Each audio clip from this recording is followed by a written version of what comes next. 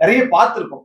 படம் வந்து தொடர்ந்து நமக்குள்ள கனெக்ட் ஆயிட்டே இருக்கு. நம்ம வந்து நம்ம விஷயங்களோட ஒவ்வொருத்தருடைய பர்சனல் லைஃபோட வந்து ரிலேட் பண்ணிக்கிற மாதிரியான நிறைய விஷயங்கள் இருக்கு. ரொம்ப அழகான குணச்சித்திர நடிகர்களையும் இந்த படத்துல பார்க்க முடியுது.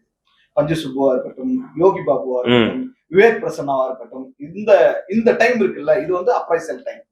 சோ இது வந்து ஒரு படத்துல எப்படி எதிரொலிக்கும் அப்படிங்கிறது வந்து ரொம்ப போற போக்கிலேயே சொல்லியிருக்காங்க. ஒருத்தன் கோவப்பட்டா என்ன நடக்கும், கோவப்படாம இருந்தா என்ன நடக்கும் அப்படிங்கிறது. இன்னொரு ஜெனரேஷன் கேப் இருக்கு. ஒரு முந்தின தலைமுறை யோசிக்கிறதுக்கும் இந்த தலைமுறையில இருக்கிறவங்க யோசிக்கிறதுக்கும் ஆன வித்தியாசம் இருக்கு. அது ரொம்ப நல்லா பண்ணியிருந்தாங்க.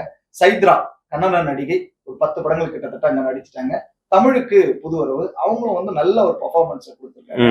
எல்லாருமே மெர்சலா ஒரு சிலிர்க்கிற சிலாகிக்கிற ஒரு சீன், அந்த ஐஸ்கிரீம் சீன் நிஜமாவே அந்த இடத்துல ஒரு அழகான ஒரு காதல் சீன் சொல்லலாம். உருக வைக்கிற ஒரு காதல், கண்டிப்பா ரொம்ப எமோஷனலா இருந்துச்சு. ஒரு முதிர்ச்சியான தருணத்துல அந்த காதல் வந்து வெளியே படுத்துற அந்த தருணம் இருக்குல்ல, ரொம்ப அழகா இருந்துச்சு. என்ன இவ்வளவு சீரியஸா ஒரு படத்துக்குள்ள வீடு மட்டுமே இவங்களுக்கு போக்கஸா, வேற எதுவுமே இல்லையா, பர்சனல் ஃபீலிங்ஸே இல்லையா அப்படின்னு நினைக்கிற போது அது வர்றது, ஒரு முக்கியமான முடிவு எடுக்கிற போது வர்றது, அது ரொம்ப அந்த படத்துக்கு அந்த இடத்துல வந்து பெரிய கூடுதல் பலத்தையே கொடுத்திருக்குன்னு சொல்லலாம்.